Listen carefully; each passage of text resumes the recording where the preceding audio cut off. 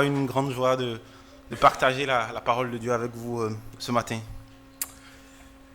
Peut-être que vous avez déjà vu des gens qui travaillent, qui défrichent, qui sèment et qui ne jouissent pas du fruit de la moisson.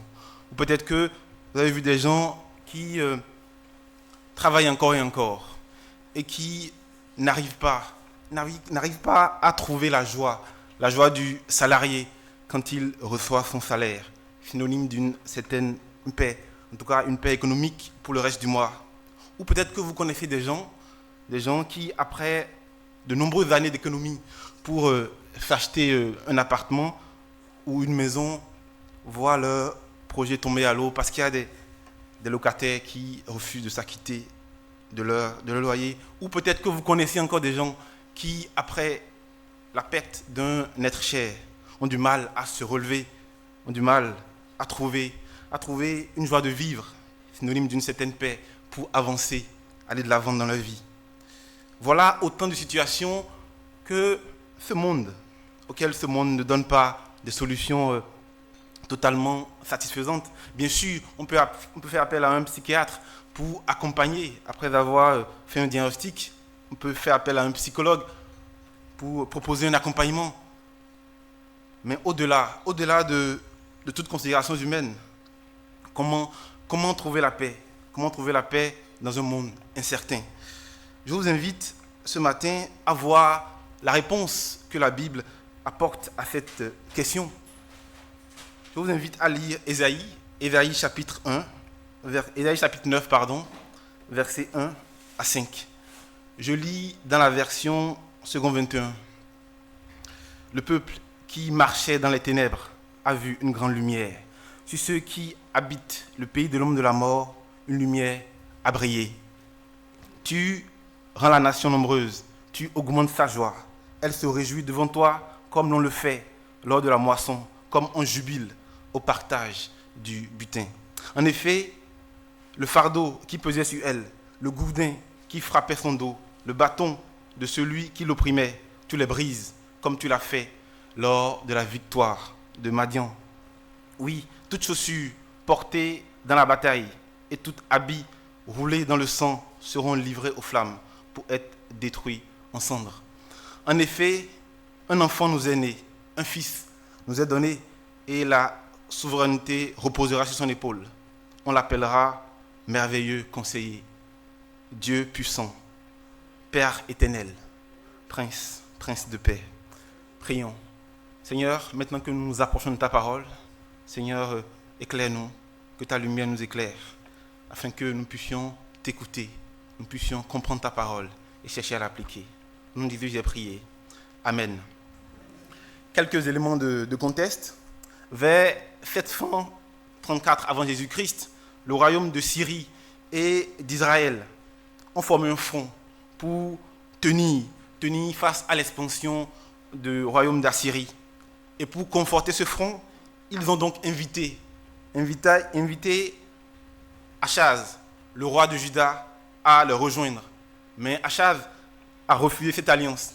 Et donc, pour répondre au refus d'Achaz, ils ont décidé donc d'attaquer Juda et mettre à la place d'Achaz un roi qui leur serait plus favorable.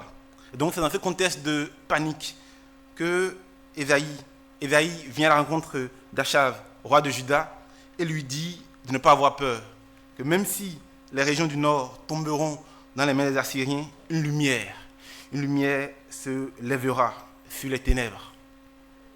Ce matin, nous allons nous intéresser particulièrement à 3 éléments. Nous allons nous intéresser premièrement à comment Christ est la réponse à l'angoisse et à l'incertitude de ce monde. Ensuite, nous verrons comment est-ce que la paix du Christ est une paix définitive, une paix parfaite. Et nous verrons ensuite comment Christ est puissant pour sauver et donner une paix définitive. Le thème que je propose donc à ce message est comment trouver la paix dans un monde incertain. Le premier point, Christ, une réponse à l'angoisse, à l'incertitude de ce monde. Pour mieux comprendre la réponse que Ésaïe apporte à la situation du roi Achaz, je vous propose de remonter un peu plus haut dans l'histoire pour comprendre la profondeur et l'importance de cette prophétie d'Ésaïe. Donc, entre 735 et 732 avant Jésus-Christ, on annonça donc à la famille de David que les Assyriens se sont établis sur le territoire d'Éphraïm, le royaume d'Israël. Et donc, les deux armées coalisées étaient là et s'approchaient de Jérusalem. Et dans Isaïe 7, verset 2, on peut lire « Le roi et son peuple furent secoués par cette nouvelle, comme les arbres de la forêt par le vent. » Si vous avez déjà vu des phénomènes tels que les ouragans ou des tornades, vous savez comment est-ce que les arbres finissent après le passage de tels événements. Elles finissent tellement secouées qu'ils sont déracinés et arrachés. L'image utilisée ici pour exprimer la peur du peuple et de son roi est une image physique. Ce n'est pas une peur banale, c'est un tremblement collectif et visible. Le peuple, et le roi inclus, étaient totalement pris de panique. Ils étaient apeurés. Et cela n'est pas tout à fait irrationnel quand on regarde la défaite militaire catastrophique qu'ils subiront. 2 Chroniques 28, verset 6, nous rapporte en un seul jour, Péka fit mourir 120 000 hommes judéens. Cela arriva parce qu'ils avaient abandonné le Seigneur, le Dieu de leurs ancêtres. 120 000 hommes tués en une journée. Le peuple entier de Jérusalem était constitué à l'époque d'environ 20 à 40 000 personnes. Ces chiffres représentent l'anéantissement total de toute une génération de soldats qui pouvaient protéger Jérusalem, une ville de Juda. Et pire encore, ceux qui n'étaient pas tués au combat étaient amenés captifs. Dans 2 Chroniques 28, verset 5, nous lisons un grand nombre de prisonniers. Les Syriens firent un grand nombre de prisonniers qu'ils amenaient à Damas. Être prisonnier dans ces circonstances, ce n'est pas chose facile. On est contraint à de la déportation, à des travaux forcés, sans aucun espoir de retour possible. Sur le plan économique, on avait aussi une situation catastrophique. Dans 2 Chroniques 28, verset 8, il est rapporté l'envahisseur remporte un butin considérable, qui sont composés peut-être d'animaux et aussi de stocks de graines, de stocks de vin et d'huile. Il a aussi mentionné que Achaz lui-même est contraint de vider les trésors du temple pour le roi d'Assyrie. Ainsi il est écrit, Achaz prit une partie de la maison de l'Éternel, de la maison du roi et des princes, et le donna au roi d'Assyrie.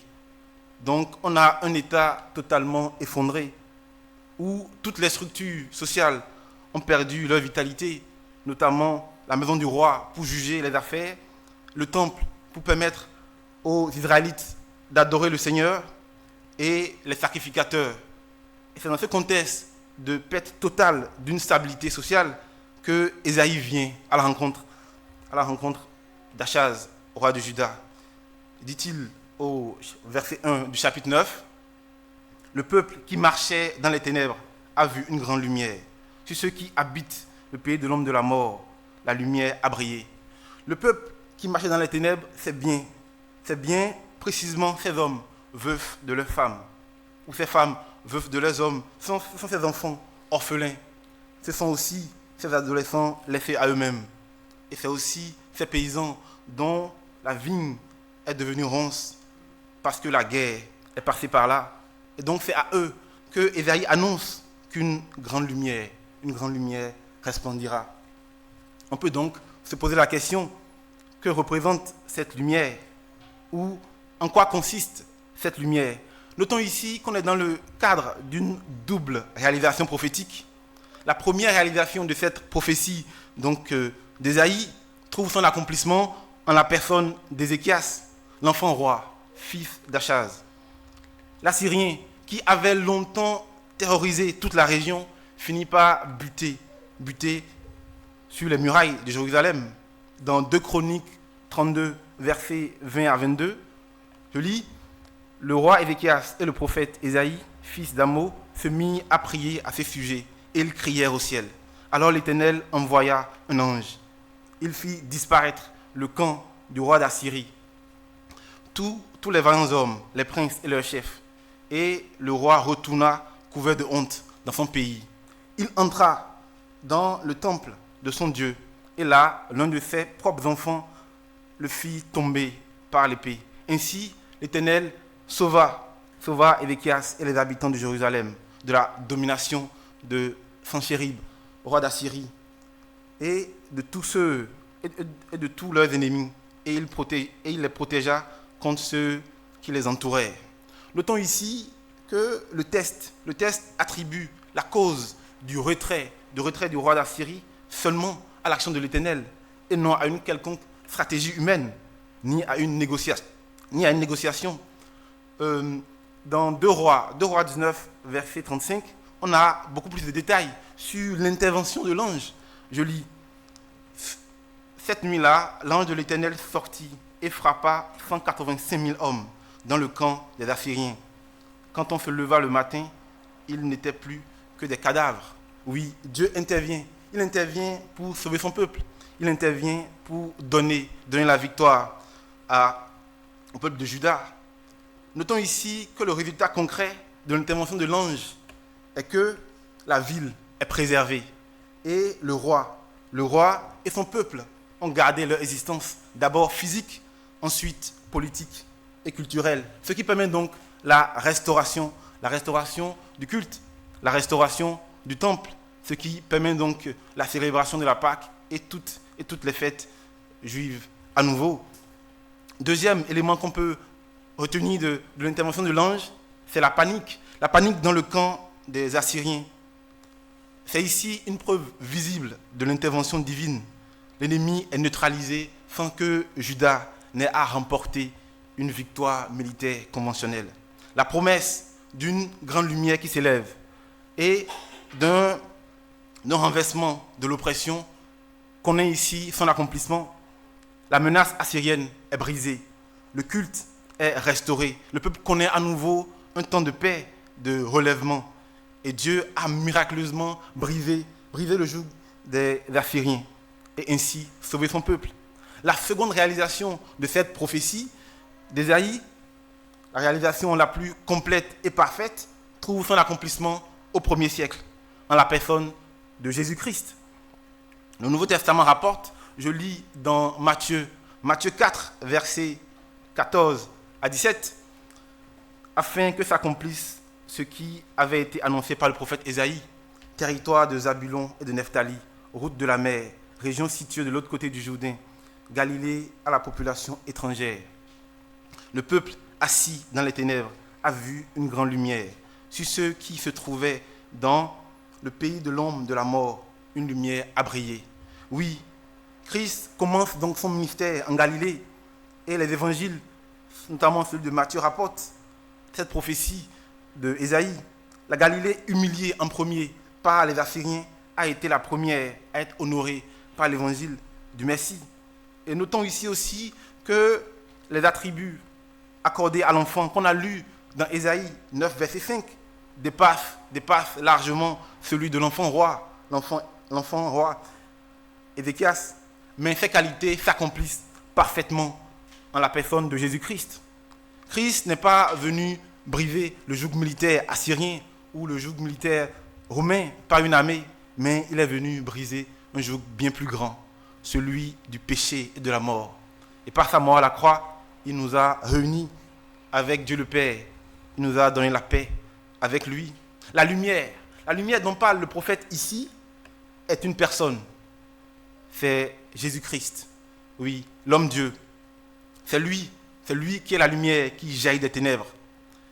Et il le dit aussi dans Jean chapitre 8, verset 12. Je suis la lumière du monde. Celui qui me suit ne marchera pas dans les ténèbres, mais il aura au contraire la lumière de la vie. Oui, Christ est la lumière, mais il ne faut pas donner juste un sens intellectuel à ce mot lumière, car Christ l'associe toujours à la vie. Car dit-il, celui qui me suit aura la lumière de la vie. En effet, comme le soleil est lumière, chaleur et vie pour notre terre, Christ, le Sauveur, est pareil pour l'humanité. Aussi, Christ s'est d'abord présenté comme la vie avant de se déclarer lumière, car il est lumière pour ceux dont il est d'abord la vie, ceux qui lui font confiance, ceux qui ont placé leur foi en lui. Mais aujourd'hui, de quoi sont composées nos ténèbres? Oui, nos ténèbres, c'est peut-être la maladie, la dépression, le sentiment de rejet, c'est peut-être les incertitudes de la vie, c'est peut-être l'amertume. Mais Jésus-Christ répond à ces problèmes par son soutien, un soutien inconditionnel, caractérisé par son amour. Il répond aussi par sa présence permanente à nos côtés, par son Esprit Saint. Il répond aussi par cette espérance que nous avons d'une victoire certaine sur nos difficultés et nos problèmes. Mais aussi un accompagnement, celle de la communauté, celle de la prière, qui est aussi un soutien pendant ces moments difficiles. Il répond aussi par sa parole, la parole de Dieu, la Bible qui nous a été donnée. Et par elle, nous avons la victoire. Mais bien plus grand encore, oui, Jésus est la solution pour l'humanité, pour les ténèbres de l'humanité que représentent le péché et la mort. Le Christ est donc le remède pour les ténèbres de ce monde, car il est capable de donner la vie, car lui-même est la vie. Notons que le verset 2 de notre texte de base ici, notons ici le changement de personne grammatical que fait le prophète dans ces versets. Il passe du « il » pour désigner le peuple au « tu » pour parler de Dieu. Il voit ici donc l'accomplissement de la prophétie qu'il donne. Je lis, « Tu rends la nation nombreuse, tu augmentes sa joie, elle se réjouit devant toi, comme l'on le fait lors de la moisson, comme on jubile au partage du butin. » Ésaïe voit ici déjà l'accomplissement de la prophétie qu'il dit. Je cite, « Tu multiplies la nation ». C'est une référence directe aux 120 000 soldats qui sont morts, aux 200 000 personnes qui sont capturées. Dieu va multiplier à nouveau son peuple. C'est ici une promesse de restauration démographique qui, pour ce peuple qui a perdu tant de personnes à la guerre, a une grande importance. Ésaïe choisit aussi ici les deux temps les plus glorieux d'un peuple habitué à travailler la terre et à se confronter à ses voisins qui lui sont hostiles par la guerre. La moisson. La moisson, c'est la consécration de beaucoup de mois de travail et donc la certitude qu'à l'hiver, la famille mangera. Et pour un peuple qui a subi si tant de défaites, dont les récoltes ont été pillées par la guerre, retrouver l'abondance de la moisson, c'est retrouver aussi la vie. Le deuxième élément, c'est celui du partage du butin. Le partage du butin, c'est la victoire. C'est la victoire d'un guerrier qui, après des semaines de combat, de faim, de danger, rentre heureux avec les prises de l'ennemi. Et ici, pour ce peuple qui a connu tant de défaites, cette image du partage du butin est une promesse qu'ils retrouveront à un moment donné la victoire, ils retrouveront à un moment donné la paix. Mais que représente cette promesse de restauration pour nous aujourd'hui? J'y vois ici deux éléments. Le premier, c'est la restauration intérieure. Ce texte nous propose une perspective radicalement différente. La victoire ne dépend pas des circonstances extérieures, mais d'une intervention divine. Oui, d'une intervention divine. La grande lumière représente ici une éruption de grâce dans les situations qui semblent être perdues. Et c'est Dieu même qui intervient pour nous sauver. C'est lui qui intervient pour ouvrir les portes dont on se dit qu'elles sont fermées à jamais. Deuxième élément de restauration ici, c'est la restauration par la transformation. Cette restauration commence par une honnêteté spirituelle, notamment sur nos limites. Parce que pour pouvoir apprécier la lumière que représente le Seigneur, il faut d'abord accepter notre finitude, par lequel le péché nous environne si facilement. Et nous devons nous libérer du péché par le chemin, celui que nous propose notre Sauveur. Et ainsi donc, embrassons une espérance active, celui de Jésus-Christ, la lumière. Car par la croix, et c'est par cela que nous avons la certitude qu'il est possible de pouvoir avoir la victoire, quelles que soient les situations dans lesquelles nous nous trouvons. Deuxième point, la paix du Christ, une paix certaine, une paix définitive. Notons que dans les versets 3 et 4 de notre texte de base, le peuple est comparé ici à une bête de somme. Ce sont des animaux qui sont utilisés autrefois pour porter des charges. Je cite, le joug qui pesait sur elle, la verge dont on le frappait, les guillons avec lesquels on l'excitait, tu les brises. Pour les Judéens, ce n'est pas juste une image métaphorique, mais c'est vraiment leur quotidien. Ils étaient sous le joug des Assyriens. Et donc, ils étaient traités vraiment comme des bêtes de somme. Le joug représentait ici le tribut qu'ils payaient aux Assyriens. La verge représente ici la menace militaire permanente. Le bâton de l'exacteur, c'est ici le collecteur d'impôts qui passe dans les villes de Judée pour prélever l'impôt. La référence ici à Madian n'est pas un choix au hasard, car la bataille de Madian est l'une des victoires les plus spectaculaires dans l'histoire d'Israël, que vous pouvez lire dans Juges chapitre 7, versets 2 à 8. La victoire de Gédéon est un type de délivrance messianique parce que la défaite de l'ennemi était totale, mais la victoire n'était due seulement qu'à l'intervention de Dieu lui-même. Et ce sera la même chose ici pour Judas. Ce sera Dieu qui interviendra pour Judas, pour le délivrer. Et donc, Christ est ce moyen inattendu là. Et Christ, lui, il délivre, mais aussi il donne la paix. Cette paix qui restaure, cette paix profonde, cette paix parfaite et définitive. Mais bien souvent, quand nous sommes confrontés à des difficultés pareilles à celui du roi Achaz et du peuple de Juda, face à des ennemis qu'on juge supérieurs comme les Assyriens, nous comptons souvent sur nos capacités. C'est peut-être nos économies, donc notre argent, nos stratégies. Nous comptons peut-être sur nos relations, ou nous comptons aussi sur notre raisonnement. Mais en réalité, nous devons compter sur le secours puissant de l'Éternel. Ce secours devait être l'élément qui doit résonner en nous en premier quand on est face à des situations. Et parfois aussi, ces situations sont pour nous aussi l'occasion que nos certitudes, nos convictions personnelles se brisent pour laisser place à la lumière puissante et agissante du Seigneur. Quand on revient au verset 4 de notre texte de base, je cite, « Toutes chaussures portées dans la mêlée et tout vêtement roulé dans le sang seront livrés aux flammes. » C'est ici une image extraordinaire. Non seulement la guerre s'arrête, mais aussi ces instruments sont détruits. C'est la fin définitive d'un cycle de violence. Parce que les instruments brûlés signifient que la guerre est terminée. Et elle est terminée pour toujours. Ils n'ont plus qu'à faire confiance au Seigneur pour les guider et les conduire. Et pour un peuple qui a subi autant de défaites, c'est vraiment ici une promesse de soulagement total. Mais nous aussi, nous devons apprendre à vivre ces choses dans notre quotidien.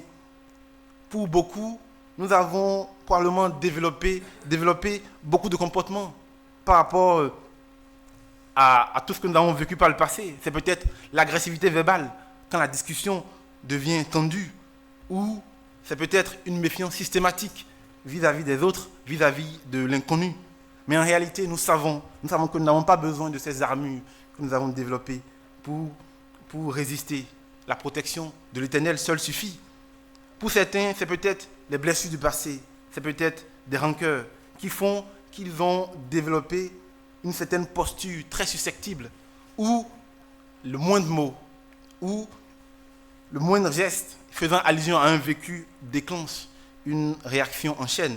Chers frères et sœurs en Christ, nous devons passer du mode suivi dans lequel certaines circonstances de la vie nous ont plongés au mode de vie qui nous est proposé ici.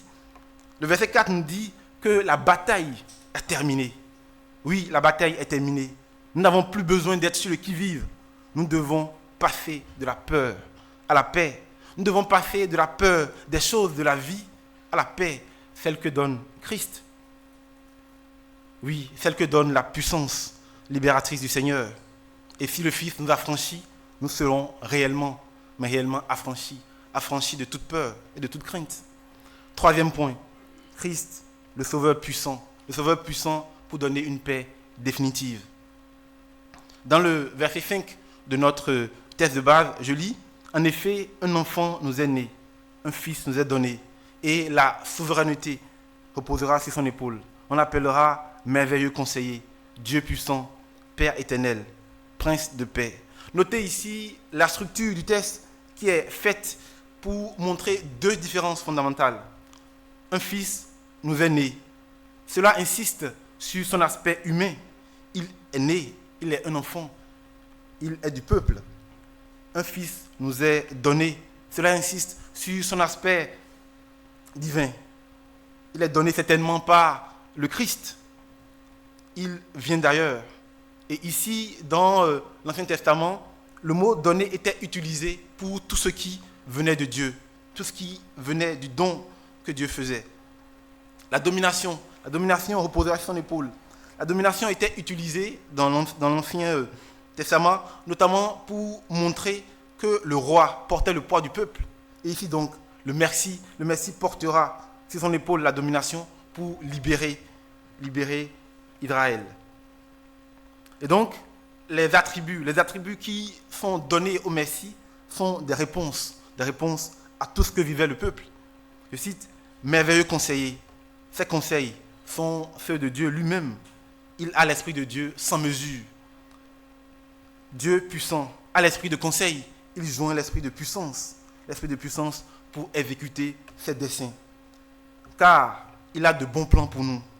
Et donc, il utilise cette puissance pour les exécuter et rien ni personne ne peut l'en empêcher.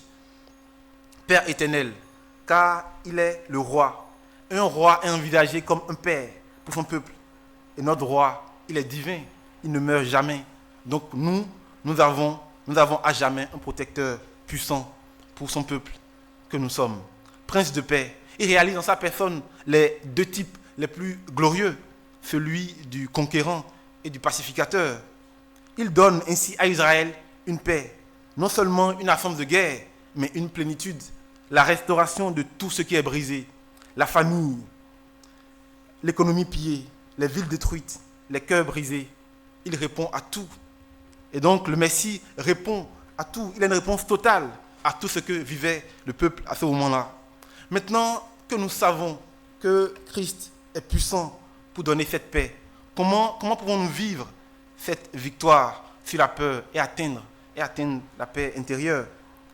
Il s'agit ici, pour nous, d'une paix qui vient de la foi que nous avons placée en un Dieu personnel, un Dieu qui nous connaît, un Dieu avec qui nous échangeons, nous discutons par la prière, un Dieu qui vit ce que nous vivons en direct, un Dieu qui traverse avec nous toutes nos circonstances. Et donc, s'il nous arrive des moments difficiles, nous pouvons donc faire ce qui est écrit dans Jacques chapitre 1, verset 5. Si quelqu'un manque de sagesse, qu'il la demande à Dieu, qui lui donnera. L'admirable conseiller est là à tout moment et accessible. Nous pouvons donc lui parler par la prière. Le Saint-Esprit, son Saint-Esprit aussi nous accompagne. Il nous accompagne face aux puissances de ce monde, face à tout ce qui pourrait nous faire peur. Tout comme les Judéens face aux Assyriens, le croyant peut faire face à certaines puissances de ce monde. Et notamment, ça peut être des addictions, ou c'est aussi peut-être des dominations spirituelles, c'est aussi des maladies chroniques. Mais nous avons Dieu, nous avons Jésus-Christ qui est là, qui par sa victoire nous donne aussi la victoire sur toutes ces choses. Et dans Romains 8, versets 38 à 39, Paul pouvait dire, en effet, j'ai l'assurance que ni la mort, ni la vie, ni les anges, ni les dominations, ni le présent, ni l'avenir, ni les puissances, ni les hauteurs, ni les profondeurs, ni aucune autre créature ne pourra me séparer de l'amour de Dieu manifesté en Jésus-Christ. C'est la même puissance qui a créé l'univers. C'est la même puissance qui a vaincu la mort et qui a ressuscité Jésus-Christ. C'est cette même puissance qui habite en nous par l'Esprit Saint. Et c'est par cette puissance-là que nous devons tenir cette position victorieuse que nous avons déjà acquis en Christ. Il suffit donc de résister malgré les situations, de résister malgré les relations humaines qui peuvent se briser, de résister même quand nous sommes attaqués dans ce que nous avons de plus profond, qui sont nos relations humaines. C'est peut-être le divorce, c'est peut-être le deuil, la trahison, le rejet. Oui, sachez que nous avons un Père dont les soins ne s'arrêtent jamais. Et dans les psaumes, le psaume 27, verset 10, il est écrit « Mon père et ma mère peuvent m'abandonner, mais l'Éternel me recueillera. » Et bien plus loin encore, dans les évangiles, il est écrit dans Jean 14, verset 27, je cite « Je vous laisse la paix, je vous donne ma paix, je ne vous la donne pas comme le monde, que votre cœur ne se trouble pas et ne se laisse pas effrayer. » Je vois ici deux niveaux. Le premier niveau, c'est la paix que nous avons faite avec Dieu le Père, en la personne de Jésus-Christ. Je lis Romains chapitre 5, verset 1. Étant donc justifiés par la foi, nous avons la paix avec Dieu par notre Seigneur Jésus-Christ. Le second élément, le second niveau ici que je retrouve, c'est ensuite la paix intérieure. Cette paix qui nous est procurée par la victoire de Jésus-Christ qui nous transmet. Et cette paix n'est pas ici une absence de problèmes dans nos vies, mais c'est une paix qui coexiste avec les problèmes. C'est une paix qui traverse les problèmes sans être ébranlée à cause de la victoire que nous avons en Christ. Ces ténèbres, qu'ils soient aussi grands et aussi importants, sont brisés parce que Christ nous donne déjà la victoire. Mais c'est aussi une paix qui s'agrandit de situation en situation. C'est une paix qui s'affirme quand on est au fond du gouffre, parce que Christ nous a déjà donné la victoire. Et par cette victoire-là, nous sommes capables de tenir parce qu'il est présent à nos côtés. Et juste l'idée de savoir que Christ est présent à nos côtés et nous accompagne dans les difficultés, cela pourrait déjà nous apaiser et cela pourrait déjà tout changer. Pour conclure, chers frères et sœurs en Christ, sachons que Christ, l'homme Dieu, Dieu fait chair, est la solution ultime à tous nos problèmes. Ces problèmes qui peuvent réveiller en nous une certaine peur, réveiller en nous une certaine tension, le doute, l'hésitation. Sachons aussi que souvent, ces peurs nous rendent moins intelligents, ces peurs nous perturbent, elles font baisser nos convictions, nos certitudes. Mais Dieu, en se mettant à notre niveau, est venu nous sauver par son Fils Jésus. Il est venu nous sauver, mais non seulement, il nous sauve aussi de nos peurs, de ces craintes. Et ainsi dépouillés de ces peurs, nous pouvons donc tenir cette position victorieuse que nous avons en Christ. Nous pouvons tenir par la certitude de la présence continuelle du Seigneur en toutes circonstances à nos côtés. Nous pouvons tenir par l'assurance qu'en lui, nous avons déjà la victoire. Nous avons déjà la victoire et qu'il faut simplement résister. Résister par la foi, résister par la confiance que nous plaçons en lui. Et c'est donc par cette certitude de la victoire acquise que nous avons une conviction que la lumière que représente le Seigneur peut briser toute ténèbres dans nos vies. Ainsi donc, dépouillés de cette peur, nous pouvons donc avancer dans la victoire du Seigneur et retrouver cette paix intérieure par laquelle nous pouvons traverser toute épreuve. Nous traversons toute épreuve sans être ébranlés par quoi que ce soit. Prions ensemble. Seigneur, merci. Merci Seigneur parce que toi, par la victoire que tu as connue, la victoire que tu as remportée sur les ténèbres, nous pouvons nous tenir debout. Nous tenir debout face à toutes les ténèbres qui se présentent devant nous, Seigneur. Nous pouvons tenir debout parce que toi, tu nous donnes la force qu'il faut, parce que tu es présent à nos côtés, présent par ton esprit, qui nous accompagne, qui nous guide, Seigneur. Et comme le disait David, même dans la vallée de l'ombre de la mort, tu es là pour nous protéger, pour nous assister. Seigneur, donne-nous la force de pouvoir compter sur cette peur, quelles que soient les circonstances qui se présentent devant nous. Seigneur, que ta parole nous vivifie, que ta parole nous restaure et nous donne la force de pouvoir affronter ces difficultés et de pouvoir vivre avec toi dans le paradis. Au nom de Jésus, j'ai prié. Amen.